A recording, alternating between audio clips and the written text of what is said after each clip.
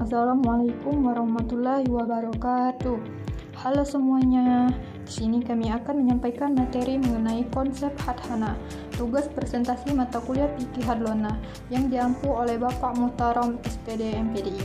Sebelumnya perkenalkan kami dari kelompok 3 yang beranggotakan 2 orang, yaitu Cindi Eka Marsinia dengan NIM 2304111585 dan Lailatul Maghfirah dengan NIM 2304111591.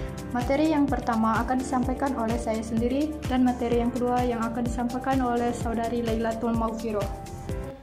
A. Pengertian hadhana. Hadhana secara etimologi berasal dari bahasa Arab yang berarti mengasuh, merawat, dan memeluk. Menurut Syahid Sabiq, dasar dari kata hadhana dapat disadarkan dari kata adhin yang berarti rusuk, lambung, sebagaimana dinyatakan dalam sebuah uraian. Artinya, burung itu mengepit telur di bawah sayapnya. Begitu pula dengan perempuan atau ibu yang mengepit anaknya. Sedangkan secara terminologi, para tokoh Islam memberikan berbagai definisi berkenaan dengan arti hadhana.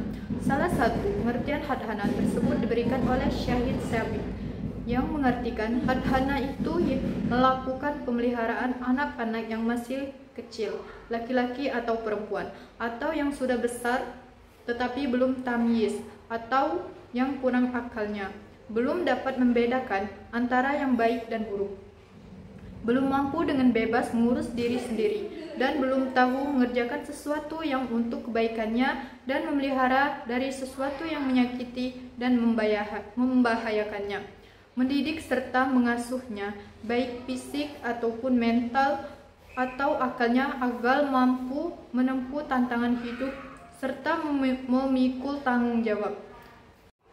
Sedangkan secara terminologi, hadhana menurut mazhab Sunni yang dibawa oleh 4 tokoh ulama, yaitu ulama Hanafi, Syafi'i, Maliki, dan Hambali, mengartikan hadhana sebagai berikut. Yang pertama, ulama Hanafiyah mendefinisikan hadhana adalah usaha orang yang bertanggung jawab, yang merupakan bentuk kasih sayang, cinta terhadap seorang anak, yaitu untuk mendidik serta mensejahterakan anak.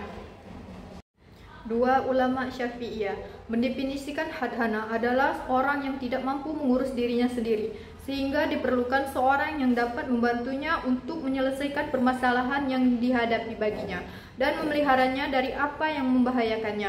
Meskipun orang tersebut telah dewasa, namun juga tidak dapat menyelesaikan permasalahannya.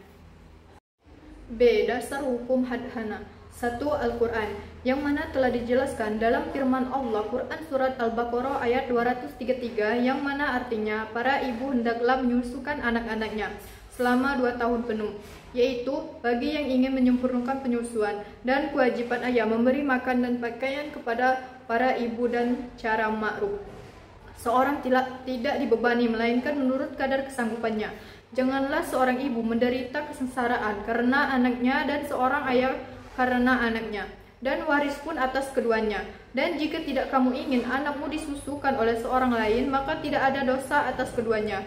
Dan jika kamu ingin anakmu disusukan oleh seorang lain, maka tidak ada dosa bagimu apabila kamu memberikan pembayaran menurut jauh patut. Bertakwalah kamu kepada Allah, dan ketahuilah bahwa Allah Maha melihat apa yang kamu kerjakan. 2. Hadis. Mengasuh anak-anak yang masih kecil hukumnya wajib, sebab mengabaikannya berarti menghadapkan anak-anak yang lebih masih kecil kepada bahaya atau kebinasaan.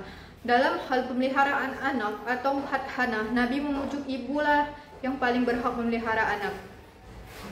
C. Syarat-syarat hadhana. Bagi seorang hadhin atau pengasuh yang menangani dan menyelenggarakan kepentingan anak kecil yang diasuhnya, yaitu adanya kecukupan dan kecakapan yang memerlukan syarat-syarat tertentu. Jika syarat-syarat tertentu ini tidak dipenuhi, tentu satu saja, maka gugurlah kebolehan menyelenggarakan hadhananya. Syarat-syaratnya itu adalah: yang pertama, berakal sehat; 2. Dewasa atau baligh; 3. Mampu mendidik; 4. Amanah dan berbudi; 5. Islam; dan yang keenam, keadaan wanita atau ibu belum kawin. Yang ketujuh itu merdeka. D. Batas-batas hadhana. Sebagaimana telah kita ketahui bahwa yang dimaksud dengan hadhana adalah kegiatan mengasuh, memelihara, dan mendidik anak hingga dewasa dan mampu berdiri sendiri.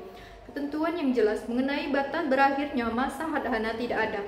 Hanya saja ukuran yang dipakai adalah tamyiz dan kemampuan untuk berdiri sendiri. Menurut ulama Syafi'iyah, masa pemeliharaan anak atau hadhana tidak ada ditentukan.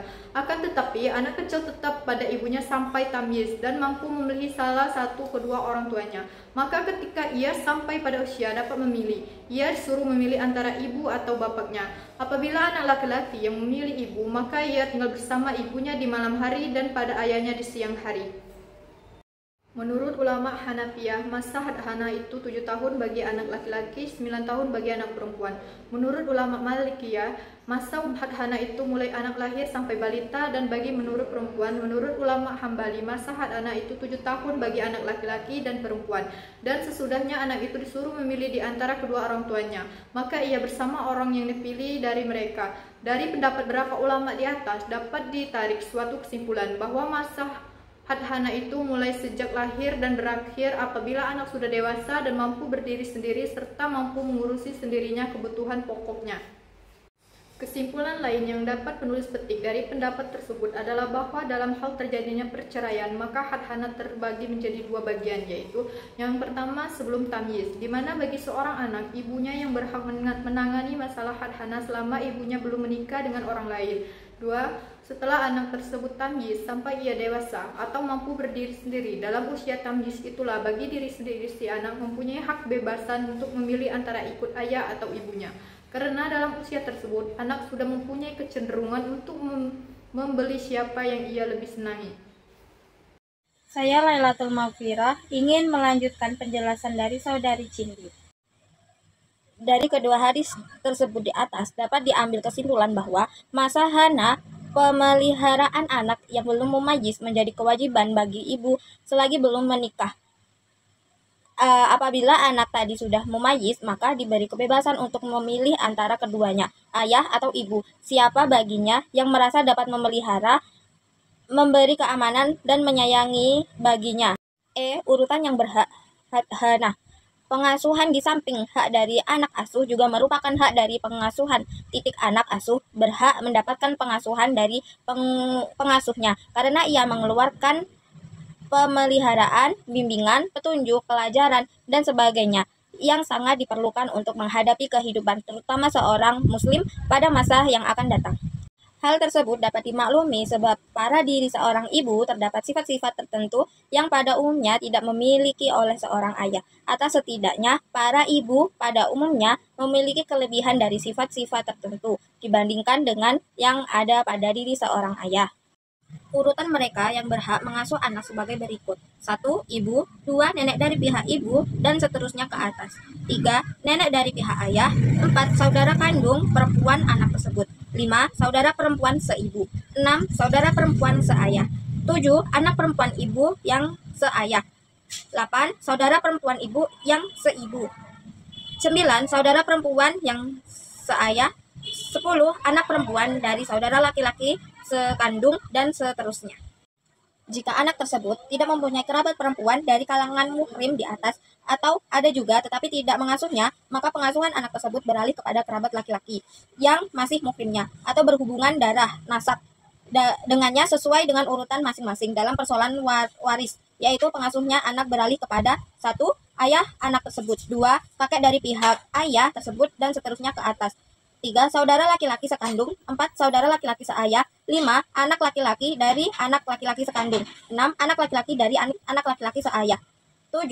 Paman yang sekandung dengan ayah. 8. Paman yang seayah dengan ayah.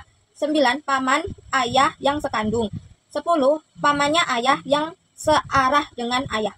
Menurut Said Sabiq, urutan orang yang berhak dalam hadhana adalah ibu yang pertama kali berhak atas hak asuh tersebut. Para ahli fikih kemudian memperhatikan bahwa kerabat ibu didahulukan daripada kerabat ayah dalam mengenai hadhana. Urutannya adalah sebagai berikut. Pertama, ibu. Jika ada suatu halangan yang mencegahnya untuk didahulukan, umpamanya karena salah satu syarat-syarat tidak terpenuhi, berpindahlah hak hadhana anak ke tangan ibunya ibu atau nenek dan ke atas. Menurut ulama Syafi'iyah, yakni ibu kemudian ibunya ibu.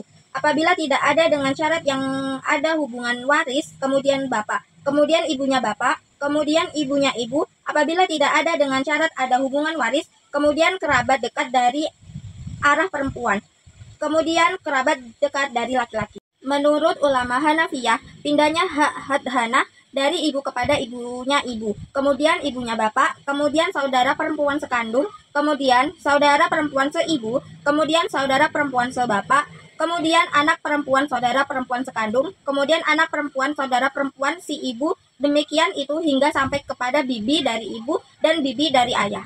Menurut ulama Malikiyah, pindahnya hak hadhana dari ibu kepada ibunya ibu. Jika tidak ada kemudian bibi dari ibu sekandung, kemudian bibi dari ibu yang seibu, kemudian bibinya ibu dari arah ibu. Kemudian bibinya ibu dari ayah, kemudian ibunya bapak, kemudian ibunya bapaknya bapak dari dan seterusnya. Kesimpulan dari pendapat ulama mengenai menu urutan-urutan orang yang berhak dalam hadhana atau mengasuh anak. Sayyid Sabiq dalam bukunya Fikih Sunnah menambahkan mengenai anak yang tidak mempunyai kerabat satupun, yaitu maka apabila saudara tidak ada satupun kerabatnya, maka hakim bertanggung jawab untuk menetapkan siapakah orang yang patut mengenai hadhana itu.